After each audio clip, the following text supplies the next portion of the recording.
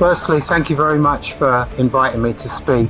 I want to bring solidarity from the Socialist Party, particularly our branch in Tower Hamlets, which I know has done some work in the past in this particular area and has continued to do work in this particular area.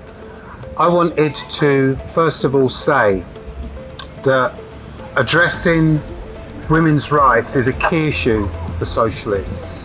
It's absolutely the case that women will play a significant role in transforming our society to get rid of harassment and the oppression of women that takes place under capitalist society. I know in Bangladesh women have faced that oppression particularly harshly. Of course, we remember with horror the scenes of the collapse of the Rana Plaza building. We know where hundreds of young women were killed in the collapse of that building, that particular factory. We also know that young women, particularly in the garment industry, have been struggling year after year with low pay and have been organising themselves to fight low pay with strikes and various other demonstrations to try and make sure that they can get a living wage.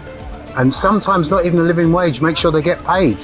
Because we know quite often some of these companies, of which of course the big multinational clothing companies that we see in the West are behind the garment trade, and they refuse to ensure the safety of women workers in those factories. And of course, there's been some change in Bangladesh over the last year, and again, women were to the fore of that struggle for equality in jobs. But we need to make sure that we, in terms of solidarity, enjoying that struggle that's taken in place in Bangladesh with the struggles that we have in this country. Unfortunately, we have a government that is probably going to make it worse for women rather than better, because they are continuing with austerity measures. We've seen that they've refused to give compensation to the WASPI women, that is women who were denied their pension at age of 60 with no prior notification.